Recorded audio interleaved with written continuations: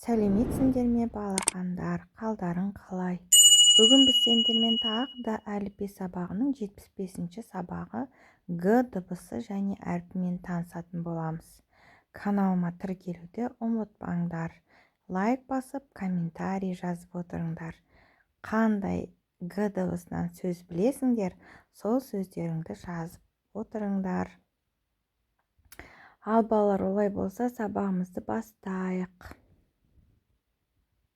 Г дыбысы дауыссыз дыбыс. Ол сөздің басында, сөздің ортасында кездеседі. Суретке назар аударайық. Суретте балалар не істеп жатыр? Дұрыс айтасыңдар балалар. Балалар гүлге су құйып жатыр. Балаларға ат қояйықшы қанеке. Дана гүлге су құйды. Азамат гүлді күтіп қарады. Айдар гүлдің жапырақтарын сүртіп тазалады. Гүл деген сөзде Ү дыбысы бар, иә? Ол сөздің басында тұрма, ортасында тұрма балалар? Дұрыс айтасыңдар, ол сөздің ортасында тұр. Гүл. Қанекей Г деген дыбысты айтып көрейік. Г. Г. Г. Өте жақсы. Енді қазір қолыңда санағыш болса, Г әрпін санағыштармен жасап көрсет.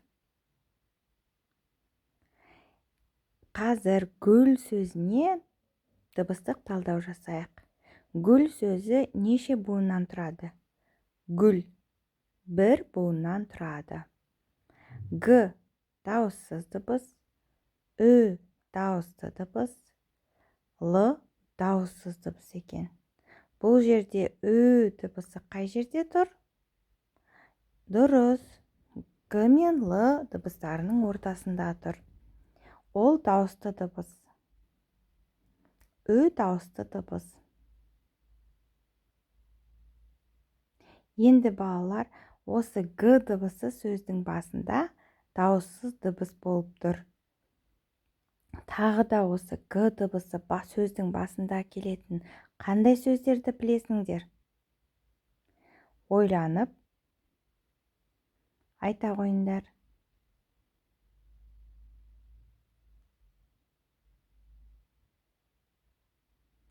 Балалар, жақсы. Сендер көп сөз біледі екенсіңдер. Олай болса, сабағымызды ары қарай жалғастырайық. Мына қарамен жазылған сөздерді оқимыз.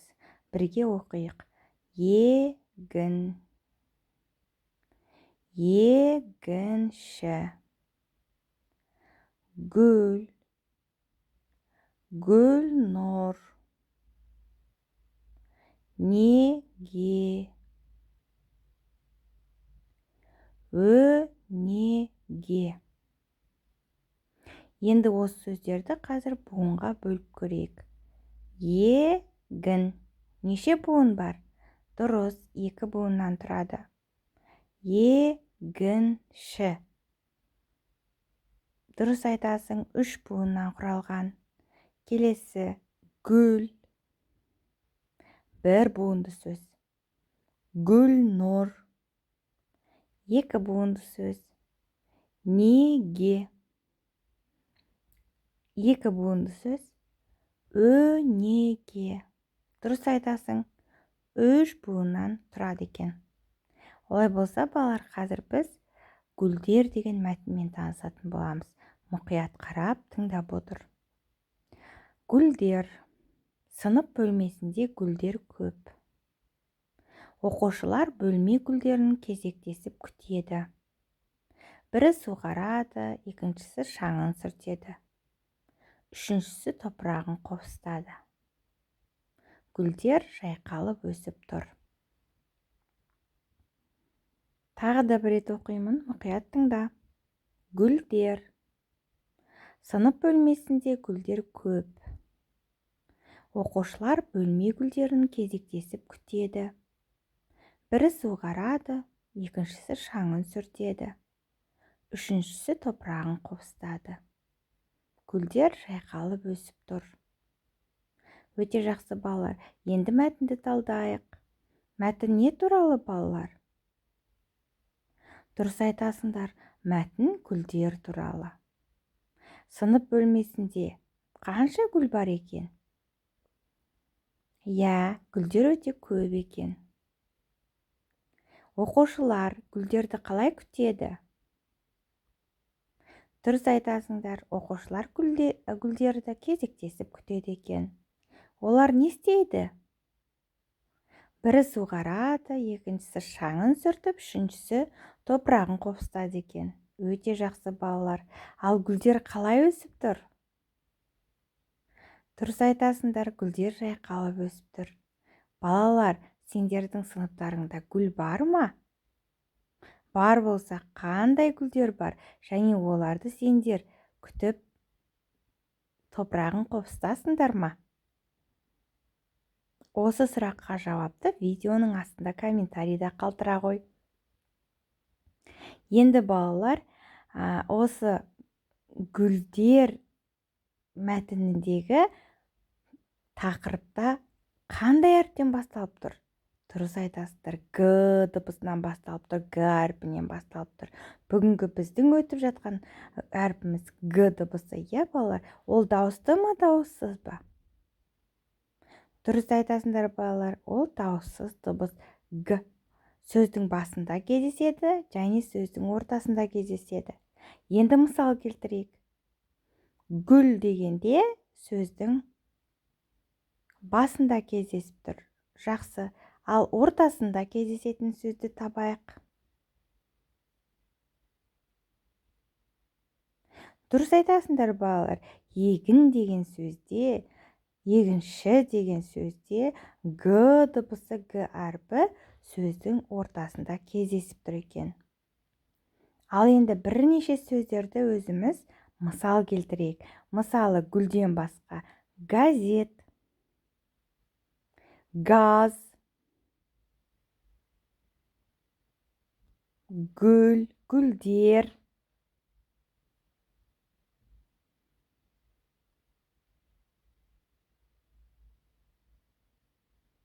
және тағы да басқа сөздерде осы Г дыбысы және әрпі кездеседі екен.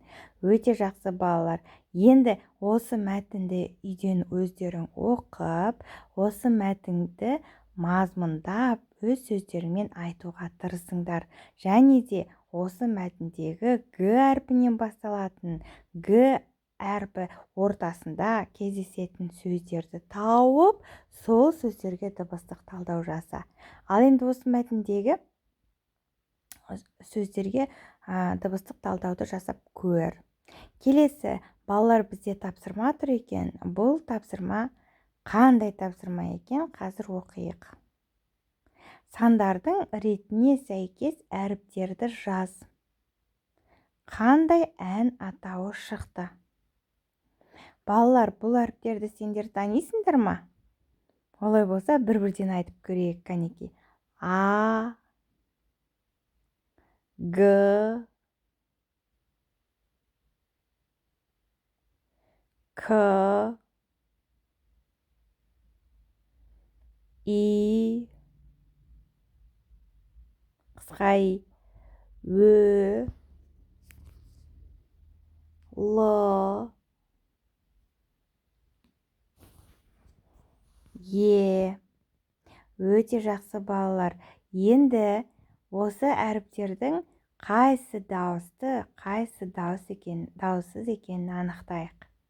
Бірінші дыбыс А. Дауысты ма, дауыссыз ба? Дұрыс айтасың балақан, дауысты дыбыс. Келесі Г. Дауыссыз дыбыс. Өте дұрыс. Келесі К. Дауысты ма, дауыссыз ба? Дауыссыз дыбыс. Өте жақсы. Қысқа И. Дауыссыз дыбыс. Өте жақсы. Ö. Дауысты дыбыс. Л. Дауыссыз дыбыс. Е. дауысты дыбыс екен. Өте жақсы балалар. Енді біз қандай сөз шығатынын қалай табуымыз керек? Ол үшін сандардың ретіне сәйкес әріптерді жазуымыз керек. Бірінші қай әріпті жазамыз? Өте дұрыс айтасың. Келесі 2 деген санды табайық. 2 деген санның астында қандай әріп тұр? И, қысқа и. Жақсы. Ай болды. Келесі үшінші бізде қандай әріп тұр? Г әріпі тұр. Ай, Г. Төртінші бізде тұрған Ө, ай, Гө. Жақсы. Келесі бесінші тұрған бізде қандай дыбыс? Л дыбысы, Л әріпі. Айгүл. Келесі алтыншы Е дыбысы. Айгөле болды. Енді ең соңғы дыбыс бізде К дыбысы, К әріпі екен. Өте жақсы. Қандай сөз пайда болды? Қане оқиық. Айгөлек. Енді осы сөзді балалар буынға бөліп көрейік. Неше буын бар екен? Қанекей бірге. Айгөлек. Өте дұрыс айтасың балақан. 3 буыннан тұрады екен. Осы сөзде Г дыбысы бар ма? Дұрыс, бар. Сөздің қай жерінде тұр? Басында ма, ортасында ма, аяғында ма? Өте дұрыс айтасың балақан. Ол сөздің ортасында тұр, яғни екінші буында тұр екен. Айгөлек. Айгөлек, жақсы. Бұл қандай әннің атауы балалар? Балаларға арналған әннің атауы екен. Жақсы, рахмет, сау бола қойыңдар.